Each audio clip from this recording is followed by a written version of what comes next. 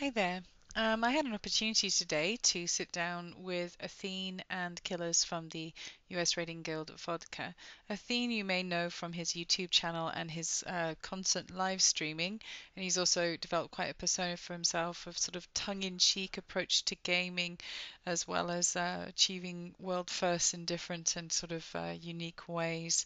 It was a fun discussion, and I primarily interviewed them about this new charitable effort that has been launched called Sharecraft 2012. And the idea is, with a relatively short period of time, I believe about 100 days, the goal is to raise $1 million for Save the Children Fund. They've already sort of launched that and kind of well on their way, and they go into great detail about the charitable effort and why these kinds of efforts could be changing the face of gaming and the way the gaming community is regarded.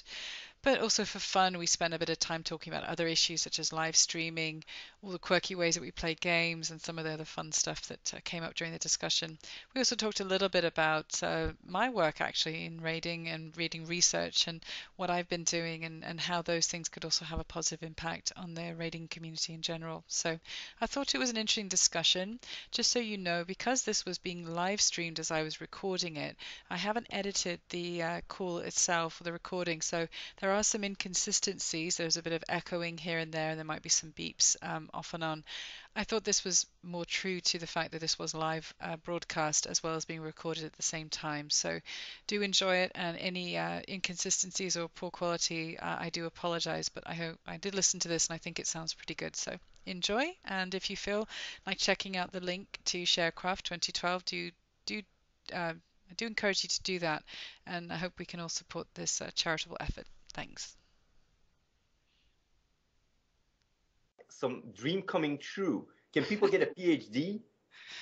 Well, Such World of it's Warcraft? Are you trolling? Are you? Is this elaborated troll of trolling. killers? I'm not trolling. I'm a PhD student in Durham University, which is the third highest ranked university in the United Kingdom after Oxford and Cambridge.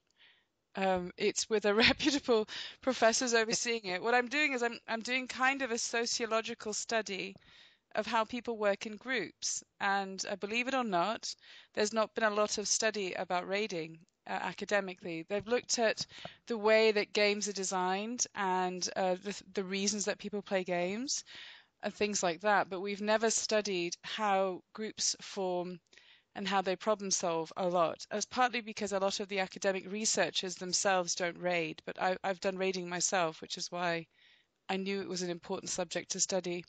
And I think this has implications for education, for the future, for how people learn how to work together in the workplace. And I It's think we awesome have a to lot hear to that because I contribute. think you're ahead of your time. Like I I can don't know tell you about that. things you will be really happy because like just to give you one little example, I've been talking to people. I recruit people at Razer, and basically if you rate it and were a GM in a guild, you basically get you can put that on the CV, and that way it's very hard to actually be acquired to work for them. And That's a good point. Yeah. Well, I I've can been Should even we? trying. get you in touch if you want with Am I someone. working with Razer?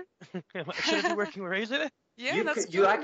No, actually have a high chance, Killers. I'm not even kidding. there you go. Well, it's actually that's becoming more relevant. Actually, I'm finding that people are taking, for example, for your younger listeners out there, if you guys have ever taken an application for a guild to be a raid member, you might find the way you describe how you are in that situation could apply to how you apply for a job.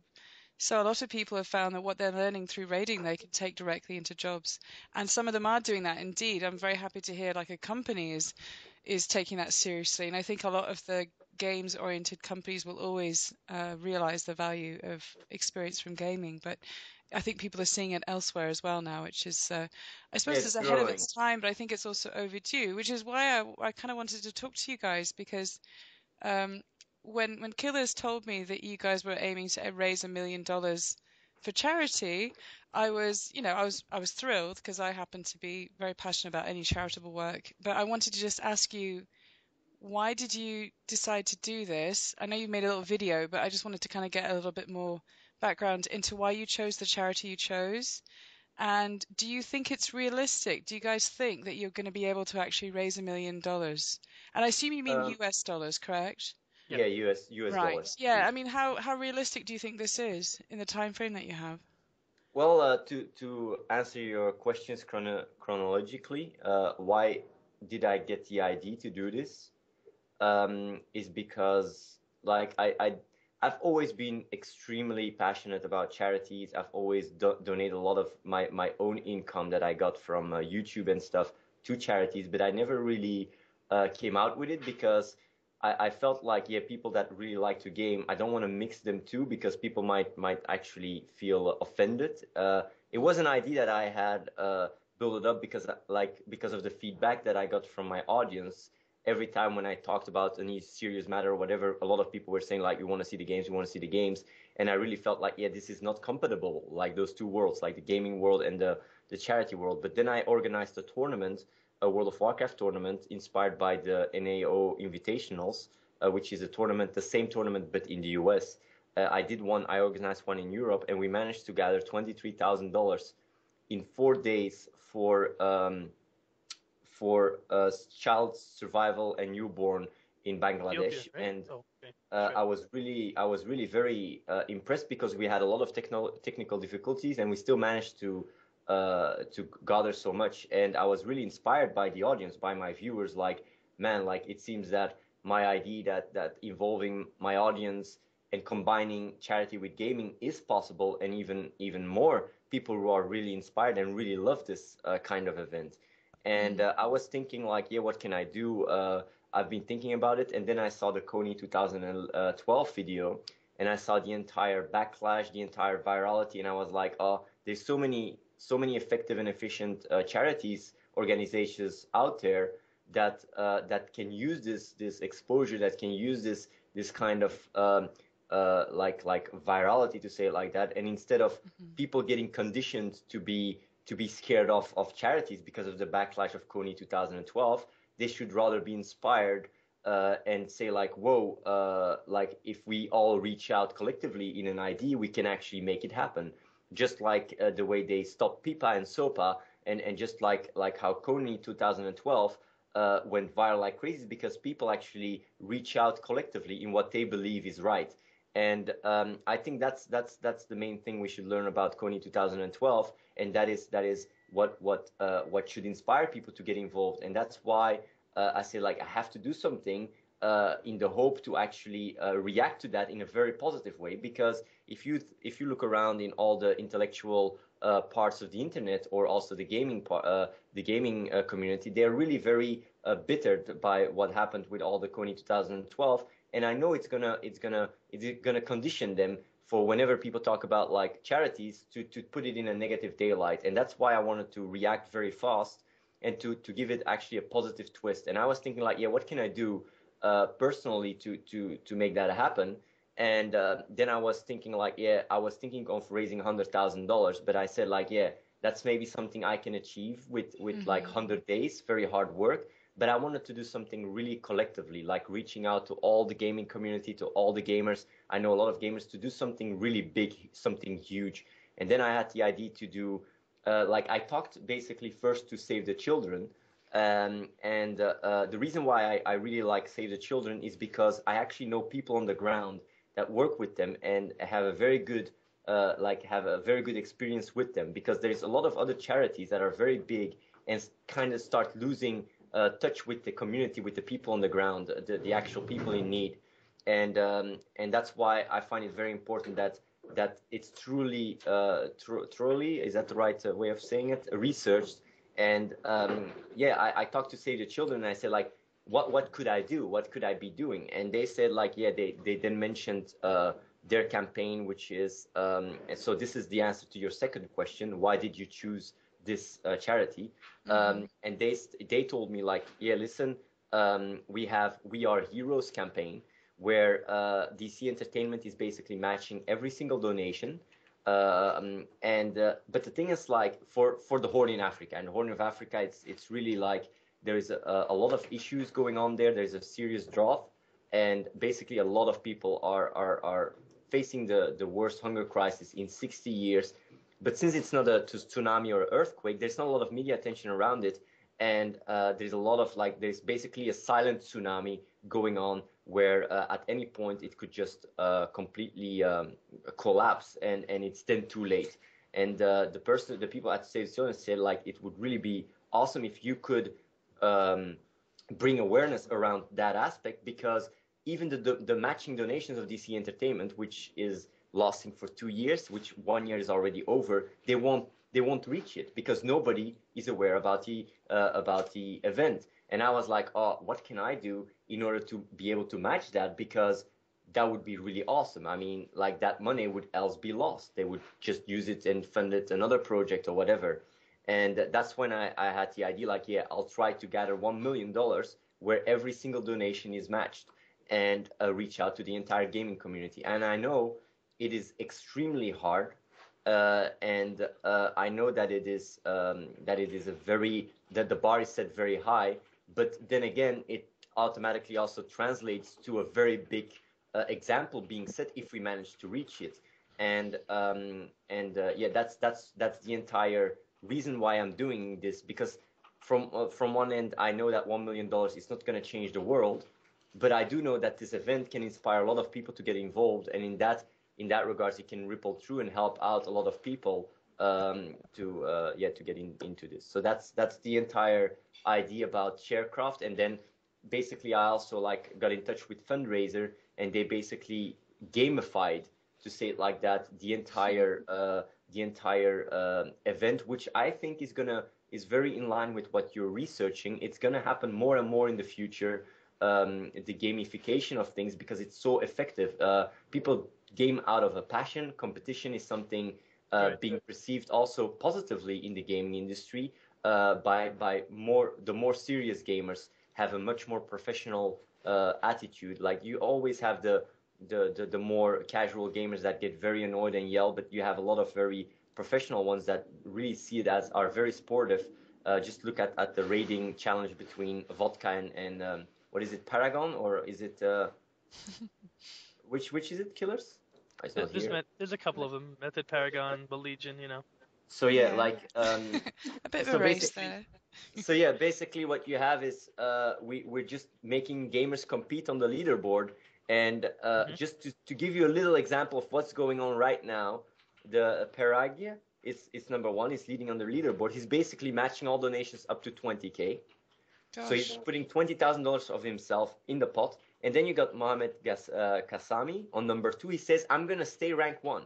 So basically right now, if people donate to Perag, your donations get multiplied by 8, because $10 get doubled to 20. Then Mohamed is going to go on top of that. And then you're going to have DC Entertainment doubling all that again. So you basically have an entire snowball because of the competition nature of the event. And that is something I really hope that other people that try to organize events will be inspired by, because even though the event right now is not that publicly known, we got some exposure on Kotaku, on Curse.com, and also on Razer, on the Razer part. But there's not a lot of big companies getting involved right now, and not a lot of big YouTubers either. I hope it's gonna start catching on, because I don't know how long I'll be able to keep up with the donations. But Yeah. just to let you know, like how gaming and how the entire gamification is actually really affecting good causes and shaping society, maybe in a lesser way, but still it's happening right now. So that's all the information I have to give. That's great. Thank you for sharing that. Chris, how did you get involved in Well, working so closely on this, and how do you I feel about it? I got involved because I know Athene through we actually the whole reason this 5v5 tour started was well, I don't know why it really started in particular. I don't know if it was always meant to be a charity thing, but it was going to happen nonetheless. And Athene contacted me because he wanted to get some PvP gear, or sorry, PvE gear for the PvP team. And through just talking and him being with Vodka and raiding with Vodka to be carried through, him and the rest of the PvP team to be carried through and get some gear, we became pretty good friends. We played League of Legends together. You know, we talked a lot, and yeah, I wanted to be involved in it. And also, I have really good PvE gear to PvP with, and they needed a rogue, so yeah, I really wanted to take part in it. And you know, we started building up and forming this charity thing, and I mean, it's such a great thing to get behind. And I really like, he didn't touch on this, but I really like the fact that it's bringing like it's bringing some real aspect to gaming. It's like gaming can do bigger things than just, a lot of people give it credit for. It's very powerful, and people don't give it credit for that. Like, we can raise all this money for such a great cause, and it's through gaming. It's through community of gaming, and I think that's such a great thing, because not only are we raising money for a really good cause, but we're bringing awareness to a community that isn't taken as seriously as it should, and I can really get behind that.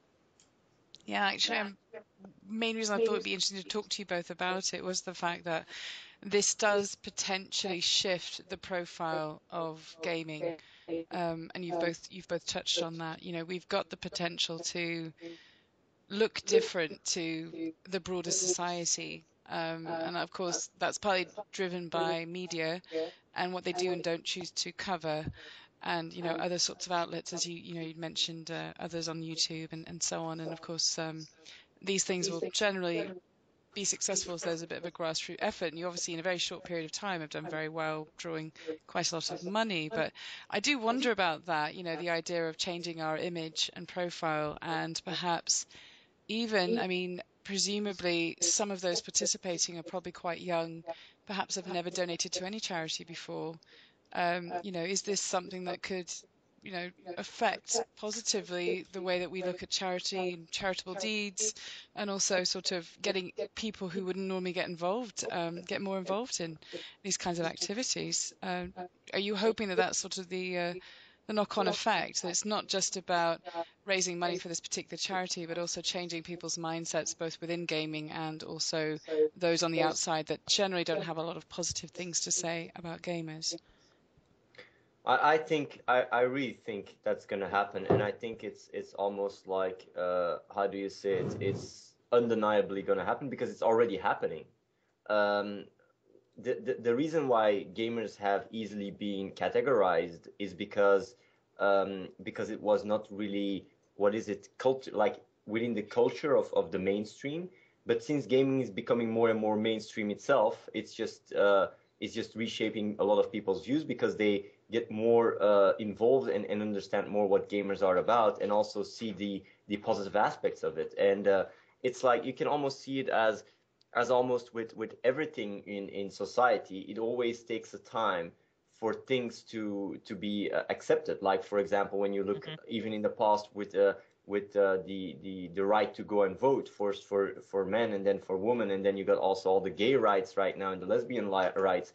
It always takes time for society to adapt.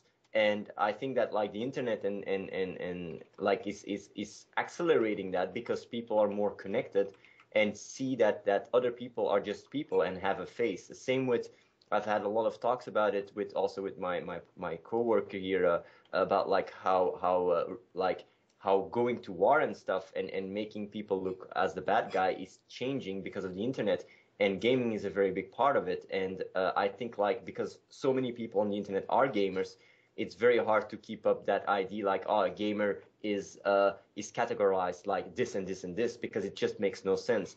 I mean, like just give just look at us, for example, me and Killars and the other guys, or everybody donating to this. Like, how can you go and say like gamers are a parasite to society when you see when you would see us gathering $1 million for charity with like a like with a relative small community. Like, it's not like I have tens of thousands of people watching my live stream. So that's already a very strong example to show like there is actually a serious like there is serious things happening. And yeah, I just think that like it's either it's gonna change, and it's already changing. And like events like this and inspiring people and the press around it and stuff, yeah, it is slowly and surely reshaping the way people the way gamers are perceived. I even think towards the future that like also schools and stuff are going to use the same successful formula of gaming. They're already using it to teach children to read, to calculate, because that competitive aspect turns that learning thing more into a passion. Like if It you makes it fun. yeah, it makes Yeah, it fun. we And should have that's fun when we're learning. Exactly. yeah, Exactly. indeed. I completely agree. And it's happening. Like, I know schools doing it. I know Well, schools I doing it. attribute the partially the lack of access to games in schools, not necessarily because of an anti-gaming sentiment. Oftentimes it's also competency on the part of teachers. And you can imagine currently a lot of teachers don't even know how to navigate games systems at all, never mind, teaching with gaming. But I could see in 10 or 20 years, future teachers who grew up gaming and being more comfortable in it, being very competent at using gaming as a sort of educational approach and part of their curricula. But yeah, at this stage, you're right. It's not quite happening. And some are seeing, like using Minecraft, for example, that's been used quite frequently, which is an excellent educational game and positive, and doesn't have to be serious in order to be a legitimate game. You can learn, as I say, my work with working in groups and how we're learning through raiding. It's teaching us a lot. You can't get 25 people in a normal situation to just gather periodically and solve problems very easily. There's often going to be a lot of difficulty, but we do that quite easily several times a week. So there's got to be something. That's why I'm so passionate about it myself, obviously from a Well, different I angle. don't know, But like yeah. what's I don't know, like it's stupid maybe bringing it up because you obviously will already know her. What's the name of the girl that did also with the TED Talks and stuff? Oh, absolutely not. Basically, it's a girl like, but you probably know about her that did a TED Talk and is very active and is actually saying the same stuff as you Oh do. yes, McGonagall. Yes, Jane, yes, I know you're talking about. She talks in general about how video games are good for us and how they're helping us learn things. Yeah, it's wonderful. Yeah, She's done some TED Talks, I think, as well. You can probably and she find also her on. did quite some Yeah. research, Mhm. which is very interesting. And the thing is, like, I can tell you, it's ahead of our time, but not that much ahead. I think that it won't take long before it lifts off because gamers are such a high potential group of people that are very just when you game, you train your more rational part of the brain to solve problems, and that aspect on itself is a requirement when you work for a company where, like, for just if you look at how things are evolving faster and faster, it's more creative work, more solving problems oriented than anything else, and gamers are really like are topping the charts, to say it like that, because the gaming mindset is very powerful um, when it comes to solving problems, because people like see it as a challenge and do it passionately. And if you also look at neuroscientifically what it does, like there is really very awesome studies where, just to give you an example, like someone that plays a guitar and then is passionate playing a guitar, and then at home when he's sleeping or whatever is still thinking about playing a guitar, he's basically stimulating the same neurons and he's learning to play guitar even while not playing. It's I don't know like what the study is, but it's really like they show it with piano players where they get people to actually play piano in their head and they actually learn playing piano. And it just shows how being passionate about it and thinking about it behind the hours you're working on it is actually enhancing your ability to to get better at it. And that's why being passionate and trying to beat something and be behind it is neurochemically wiring your brain to be better at it. And that is why I think it's very awesome to see that things are getting more gamified, because that's the way forward. Yeah. No, very interesting observation. In fact, I was doing a bit of work today on my thesis, and I was going back in time, looking at some of our earliest games, and we've been able at least to find identifiable games that go back, 5,000, 6,000 or 5,000 years, which is a long time. And of course, it goes without saying that as long as we've had any time on our hands, any spare time, we've most likely been playing a game of some form, even if it's just a stick and a rock that we were playing with. And it's such a part of our existence as human beings. And I think the more that we do something, the more we enjoy it. That the better we do get at it, and the more sophisticated ways. Another example is the very very first standalone computers that were being invented and sort of installed at universities in the late 1940s. They were the very first games were being designed on them in the late 40s as well. So as soon as we had the technology, we were finding ways to play with it. So I think that's kind of part of our experience, and we'll always be playing games. It's always going to be part of who we are, and it's always going to be developed and evolved. And as the technology evolves, we will continue to evolve games. And I think it's natural that these things do kind of cross-pollinate as well, because we also have the experience of the way the world is these days. Everything's transplanting and moving across things. But I wanted to ask you a question, Athene, while we're talking. I think this goes without saying that you do have a certain personality that you've developed through your YouTube channel, a type of persona, one would say. I found myself chuckling from time to time when being able to enjoy some of your videos, and I do think that you have a playful nature to what you present and how you do it. But I just wondered if you could talk a bit about how you came to get where you are now, and what vision did you have years ago when you first started developing this persona that you now sort of embody? Was it intentional? Was it accidental? I mean, and where do you place yourself in the gaming community? I know pro gamer. I know. I hope I'm not getting too controversial, but you seem to be a very direct person. I'm Athene, best gamer in the world. What are you talking about? Yes. I love this question, by the way. I love this question. Okay, please do answer. So yeah, basically, one second. Let me fix you like this. So yeah, basically, I've always, when I was a kid and when I grew up, I grew up with games, and I really got, I was very competitive in games, and I was always very good at it. And but the thing is, like at a certain point, you start to it's not as fulfilling anymore. And I see a lot of people that grow older say the same thing. And I wanted to do something bigger, and I wanted to do something like that really brings change and helps other people out. And I've had a group back in the days, like a lot of people have now taken their own way. But like back in the days, we had a group and we were wondering like, yeah, what can we do in order to reach out to a big audience and inspire people to do good things? And since I was really very good at games, I said like, yeah, what I'm going to be doing is I'll just become the best paladin in the world. This sounds really funny, but that's actually what we were talking about. And I said like, yeah, and since World of Warcraft is being played by 11 million people or 10 million people back then, I'll be able to reach out to all those people. And they were like, yeah, like we were talking, they said like, yeah, cool for it. Like, how long will it take you? I said like, it's going to take me 3 to 6 months. And I went hardcore, and we actually went rank 1 in the hardest BG in the world. Like, and I could easily, but what happened, like the first time I got rank 1, a friend of mine pulled a prank by logging with my details on the forum and made a very cocky post. And it went so viral that I actually, it was actually you could almost say an accident, a troll, and I used that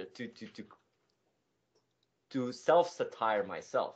And so many people, there was so much controversy because people were like, yeah, but he's actually rank 1 right now, so he must be real. Like, this guy's just cocky as fuck. And that's when it started. And yeah, I just kept going. But I like during the years, to say it like that, I got my persona, even though like it's still very cocky. It's evolved to a much more like caring figure in the gaming industry, where I try to help out the community, the gaming community, and give more than just being a really good troll, because there is only so much you can troll, if I'm really honest. I know a lot of people like the Athene troll, but like if you keep doing it, some people just tend to just block off and not get involved anymore in your videos or not watch anymore. So yeah, the thing is, like, I've been shifting much more to what the initial motivation was, which is inspiring people to do good. And that's basically the flow of events in a very summarized way. What do I see myself in the gaming community? My position, I just see myself as I don't see myself so much as any other gamer, if I'm really honest. I just have the privilege to be having all that audience because I started at the right time. If I would start now, with what I've done 5 years ago, it wouldn't get anywhere. I think it would get somewhere, but not as it is now. And on top of that, I'm passionate. I'm a passionate gamer, and I want to be a voice for the gaming community. That's what I want to be. And I know in order to keep that respect, I need to like to show that I'm a gamer and that I'm a real professional gamer by breaking world records, which I regularly do. And yeah, so basically, I know that I call myself the best gamer in the world, although I'm very aware that such a title makes not a lot of sense because you cannot be the best at all the games in the world. But it's more like some kind of a figure, like how do you say it?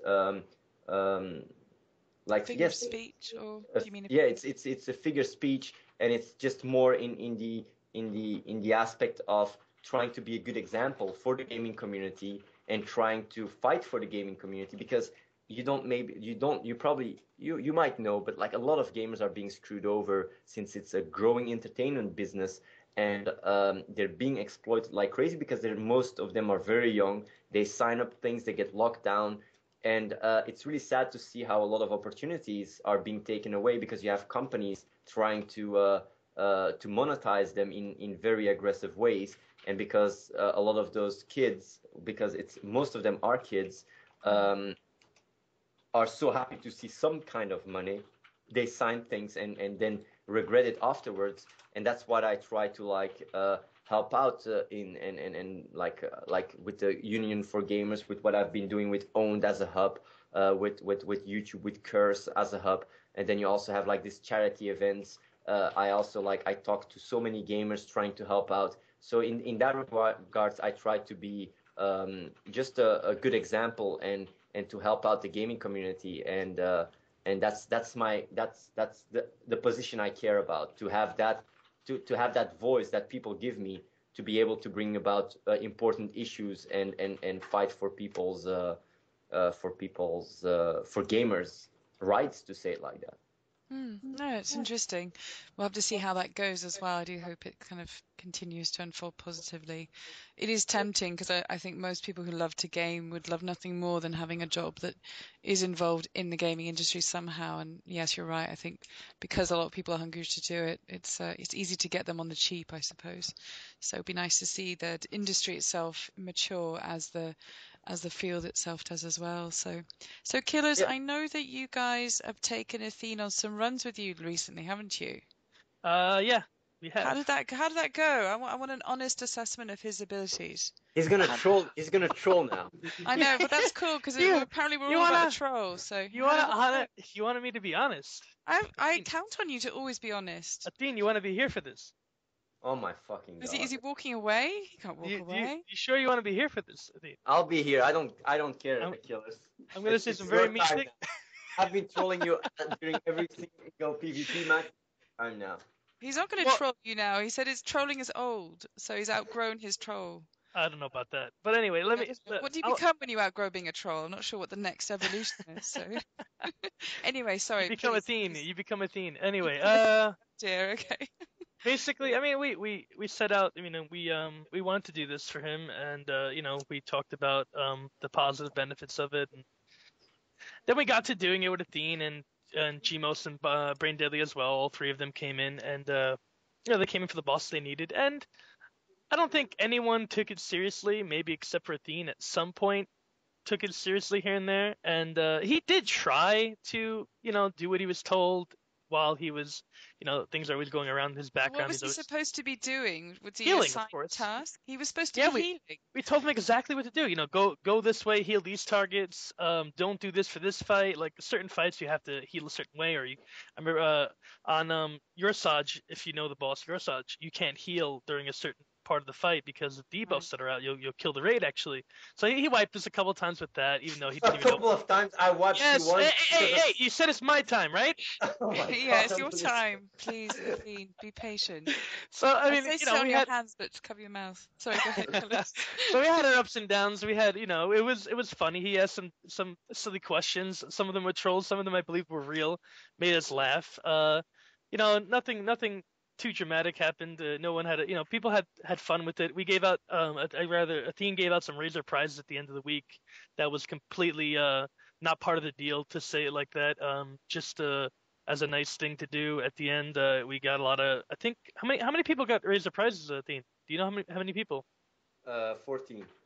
So 14 people out of a rating corps got hooked up with some Razor gear, not including myself, and I also got hooked up on the side from Athene because he's a very nice guy and very generous. And I mean, it was mixed things. I mean, Gmos and Brain Deli, they didn't care as much. They kind of suicided on some bosses, and we just had to carry them through it. And I mean, it was a lot of fun, but yeah, they're not very good at PvE. But then again, they don't take it seriously. They don't research any fight. They're getting brought into heroic Dragon Soul, and they have PvP gear, and they have no previous experience for at least years. I know Gmos was in Method actually, but he hasn't raided in years. So what you're saying is that come next progression, maybe wouldn't be offering a regular raid spot for the friends. I don't think any regular raid spots would be offered. I'm sorry, Athene. How does that make you feel, Athene?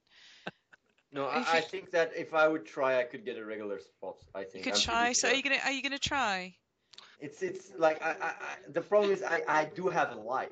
If you get it's my turn now. So what you're saying is, we're going back to the old discussion of raiders have no life. No, the problem Really? is like if you are part of a top end guild, yeah, like Killers can tell you himself, when expansions come out, you have to basically be available 14 hours a day for weeks, and it's really it's something it's a sacrifice I cannot make, not because I don't have a life. The last expansion was about 2.5 weeks, and that included the holiday time. The thing. Let me cut Athene off. Just saying, I'm not sure if your data matches the facts, Athene. Well, his data isn't completely true. It's a good estimate, I think. He's ballparking it, I think, a little bit.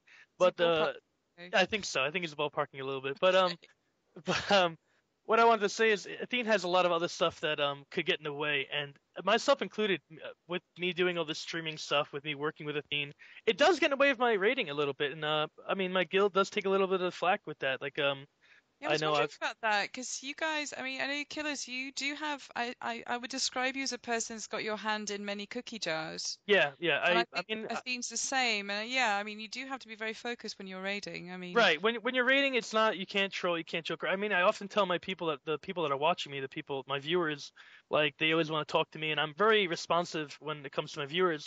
But when I'm raiding, it's like it's like I'm setting an example. I'm helping lead 24 other people in my raid, and I have to keep track of them. I have to judge them. They're constantly being watched. I have to maintain my guild, and that is a very serious thing. And if I let that falter at all, I'm not doing my job. I'm an officer there, so it's not just I'm a raider. I'm also, I'm an important role player there, and I have to keep that up. So for Athene to be able to focus on that, just that, like you said, for 12 hours, whatever, every day for maybe a couple of weeks or whatever, it would be very difficult. He'd have to put everything off, and yeah, it would be something that he'd really have to prioritize, and a big commitment. So I'll put it like that. He has a lot of stuff on his plate already. It's not that he has some, not that we don't have lives. That he just has a life separate from this. So taking on a whole nother life would be very difficult or impossible. Yeah, I could imagine that. You're right, and I think we've all faced that for different reasons. I find many distractions from my thesis, for one, which probably doesn't sound quite as exciting, but it's also quite a big piece of work, and I'll often enjoy being distracted by everything and anything than actually gets to the work. So as far as Athena, as far as your all of your various world firsts, which are quite, I'd say, unique in origin and expression, which of them are you most proud? Which achievement in relation to World of Warcraft? World of Warcraft, because I also did other records. Yeah, exactly. So I'll keep you focused on World of Warcraft. Which one are you most proud of? I think that the one that I enjoyed the most was beating Tosok. Okay. Like, basically, you had a speed run. I broke from 1 to, what was it, 70, I think. I did it in 3 days. And 3 days playtime, which was really insane back then. And then you had someone else that actually beated me and did it in 1 day, I think 1 day, 8 hours. and I basically beated his record the next day in 1 day, 2 hours. And basically, he was about to be rolled out on websites and stuff and press. And then I just sneaked in and took it and made a video about it and laughed so hard. And that was really like, because that's what gaming is about. It's just like about like breaking records, doing that kind of stuff, and like yeah, just to show like yeah, man, like you don't beat Athene just like that. And it was really awesome.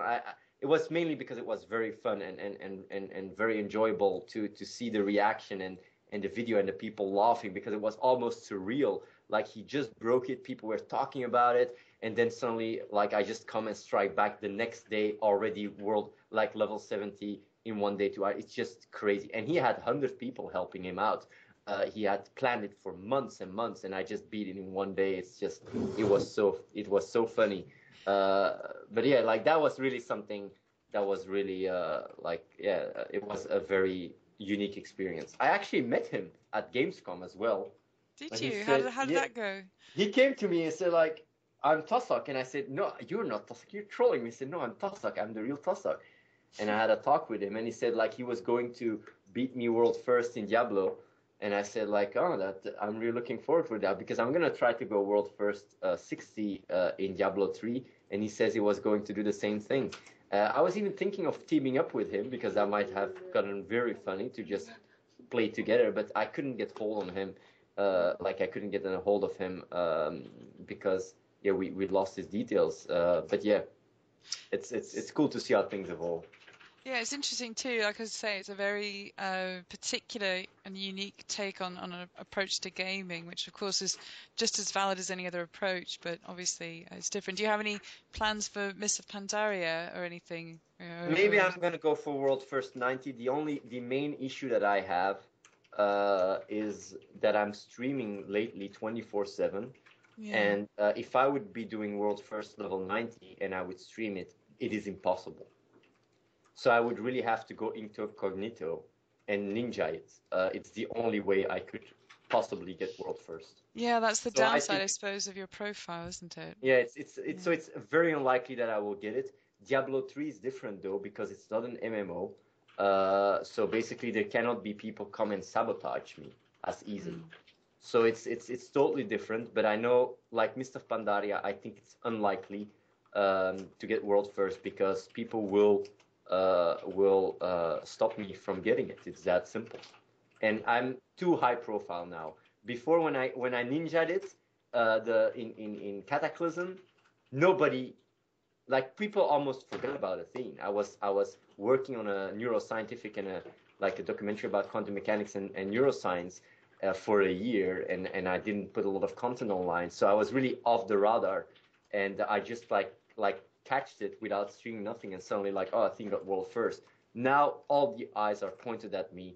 Everybody thinks like I'm gonna get it anyway, and I have so many people that say like, fuck you, we're gonna stop you from getting it.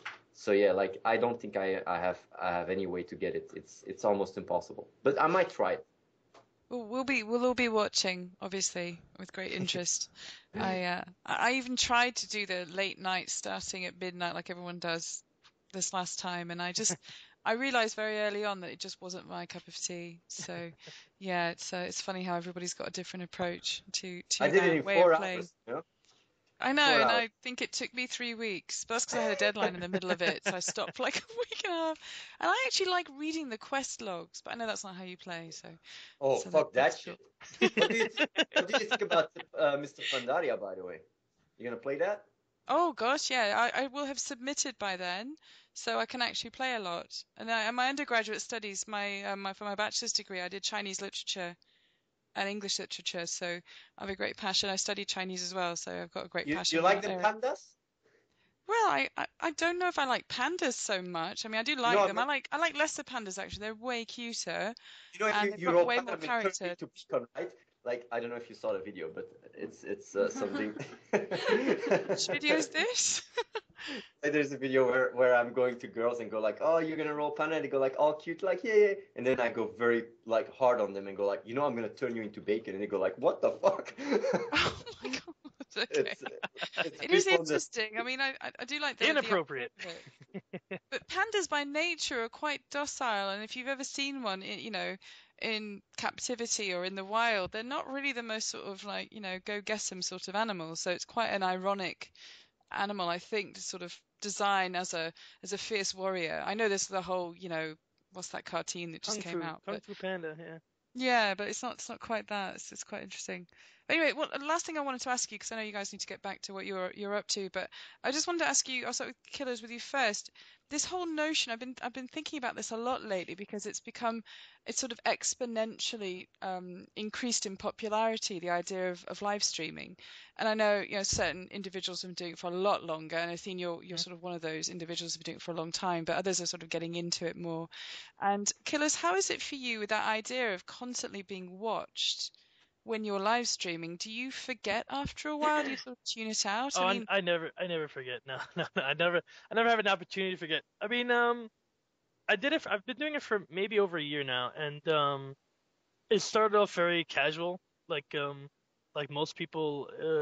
You don't start up by just going out and getting a whole, green screen and a professional camera and streaming because you get very few viewers when you start out. Usually just your friends or whatever, and it built into like I didn't have my open mic. I just had my Ventrilo being streamed, so you could hear me if I was talking through Ventrilo. I didn't actually talk to my viewers. There wasn't very many anyway, so I just typed to them, and then it built up into more and more personal. And I actually got an open mic. I just constantly talked to people like off Ventrilo instead, and then I finally got a camera, and it's now something I do most of the day if I'm on a computer.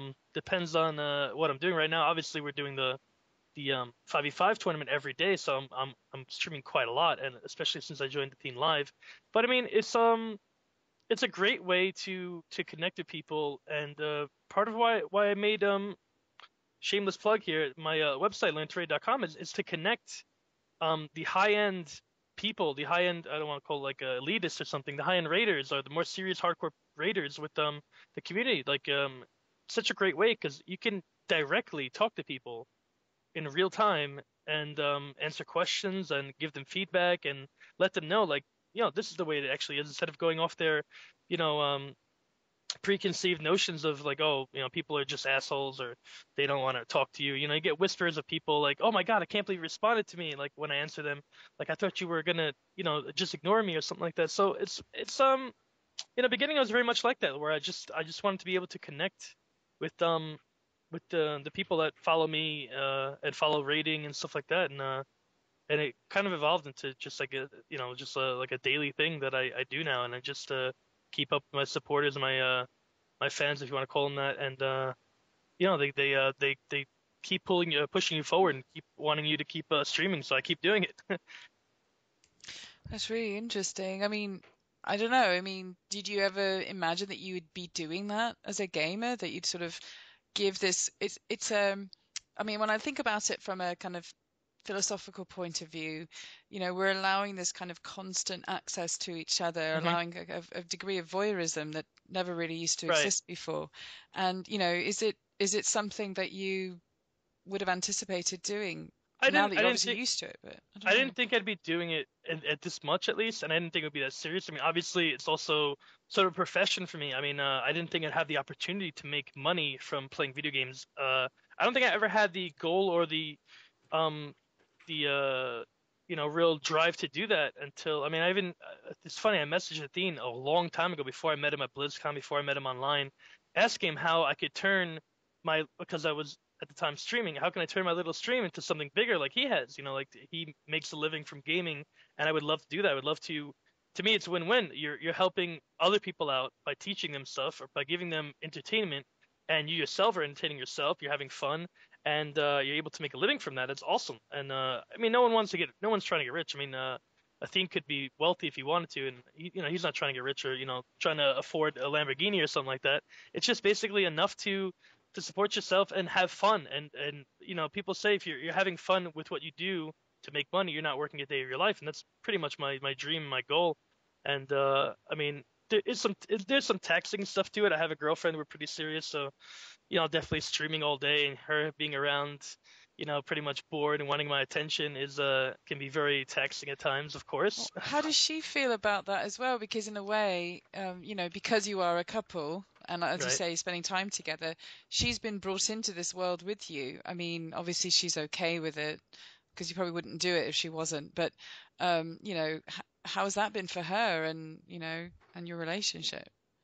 Well, you got to find the right person first and foremost. I know Mm. Athene. I told Athene when I first met him, like, you got a lucky situation too with Tanya, and I have the same thing with my girlfriend. And I mean, yeah, I mean, I'm sure he has times where she gets mad at him. She wants more time, or she's a little more down because they didn't spend time together, and that's why often he gets off and is like, I got to spend time with Tanya, and I'm the same way. I often get little flack for not, giving more time, or I prioritize some things more than I should. Um, Sounds like a normal relationship to me, to yeah, be right. honest. But it's just a little bit more publicly observed, than the average one. Right, So, right. I mean, no, if it's I a, wasn't if yeah. I wasn't doing this, I'd be working probably 9 to 5 and getting home very tired and stuff like that. So you have to take the good with the bad, and you have to understand what it is, like in reality, what it is that you're doing, and that I mean, especially with me, maybe now with Athene, I have to do this stuff so that I can grow. Like, you have to stay constant and current for you to grow into something bigger. And yeah, the time is now. You have to strike when the iron's hot, type of thing. So yeah. No, I understand. I mean, on some level, not to mean to talk about myself, but I've been doing so many interviews for my research. I think I've accumulated maybe 800-900 hours of just recorded interviews, and then I've got about 5 or 6 thousand pages of data that I've collected. I mean, I've got so much from my research, and I'd never made it public before, and I won't, of course, because that's part of my research. But I realized all the contact I'd made, I should start doing some interviews that people might want to listen to, because I find it interesting, and I think others would as well. And so that kind of started for me as well. And I've been trying to get my arms around what it means and how to try and make this information available to people, because I think it's helpful and interesting, and maybe I'm in a unique position to do it. But it's also been very strange for me because I'm not live streaming, and I don't think I ever will. But it's also sort of an idea of a public persona, and even academics have to think about that now as well, with what they do. How do they make sure that the information that they find, the research findings that you have, how do you share it, how do you disperse it? And it's a very different world now that it used to be, where maybe you do something, you write a book about it, and maybe 3 people in the world would read your book, and now it's a bit different. So I understand that very well. It's a tricky thing.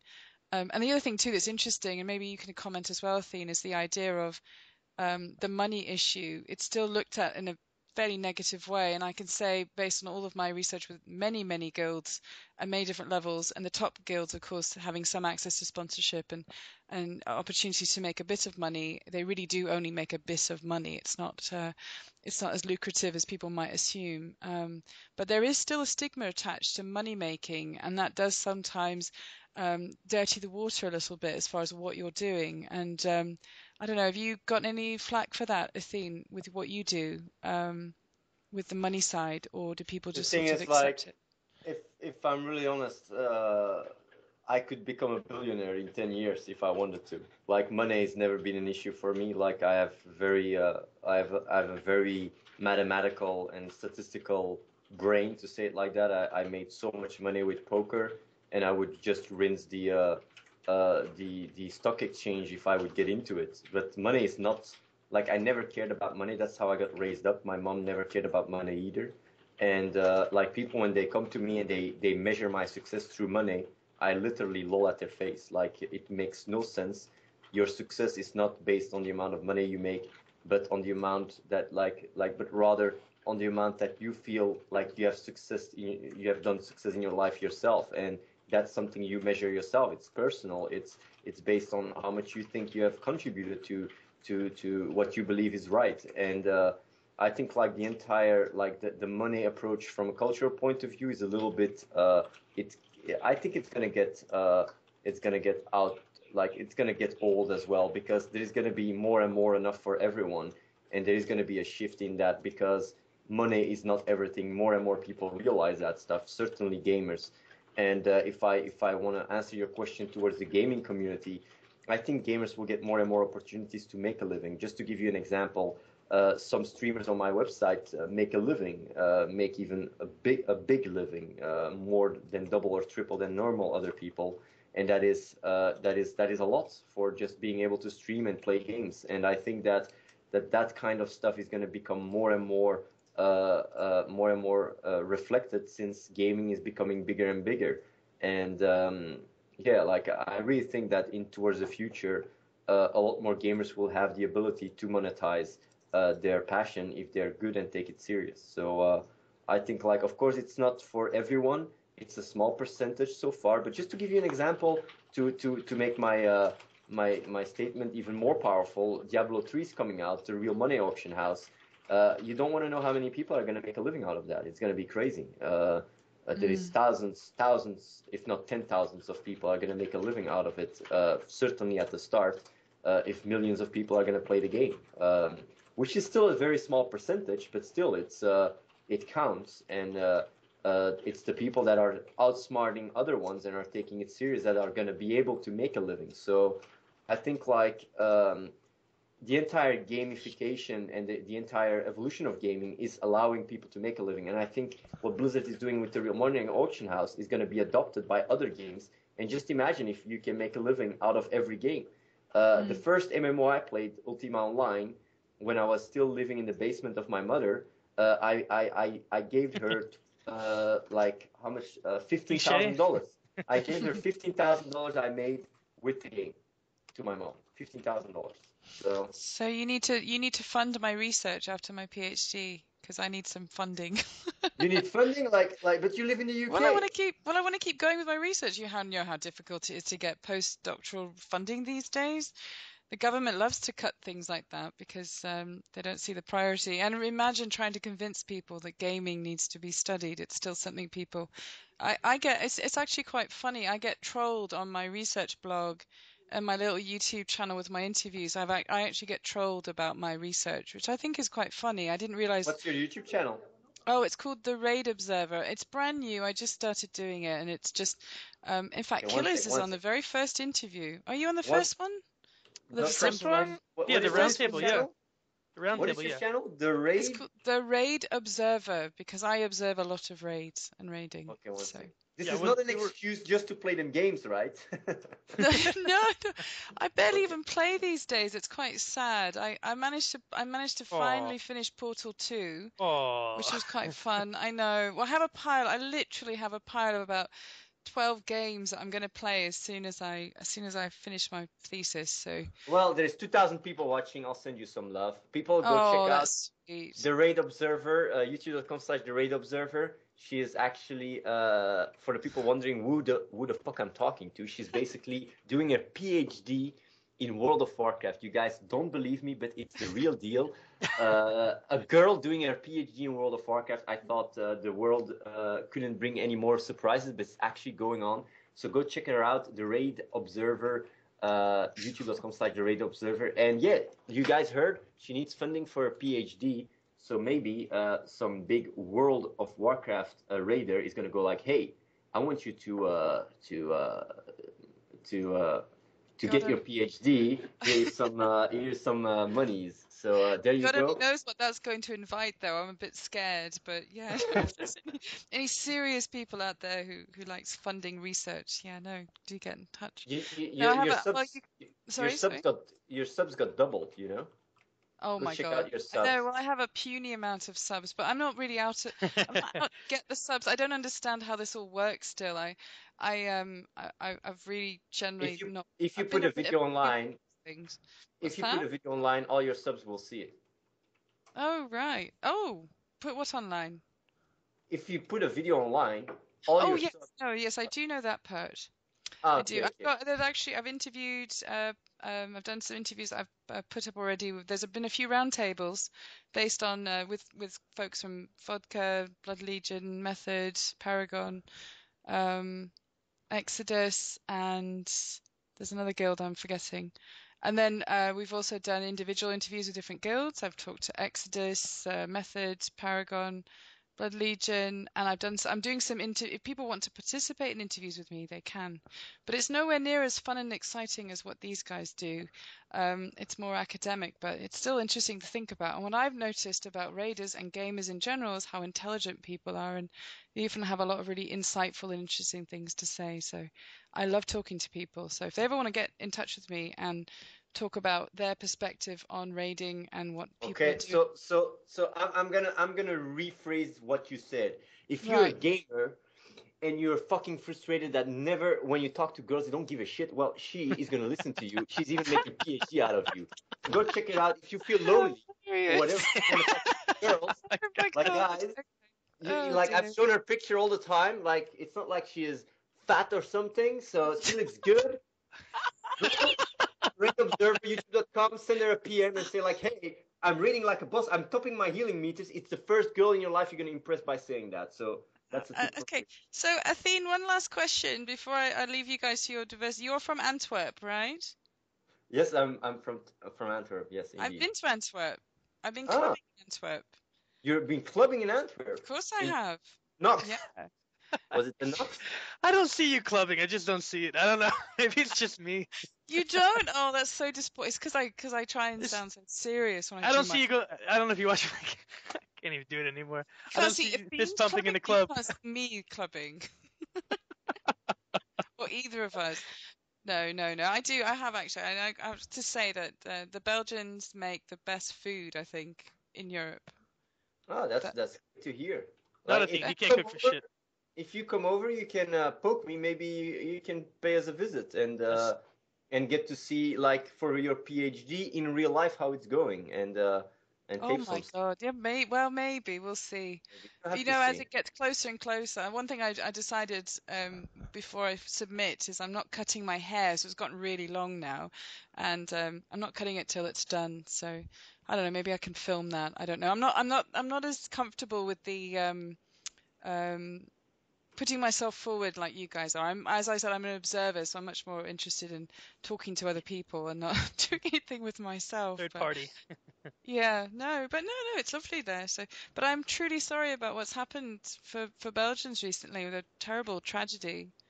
Yeah, I Um, heard it's crazy. I cried a lot because it's just so, when you just think about it, it's just a bit overwhelming and really, really tragic. I don't know if people in North America know about this terrible bus crash in Switzerland of Belgian students that were all about the age of 12 with their teachers, and a lot died instantly. It was really a horrible, horrible case. So I don't know. It's People, really crazy.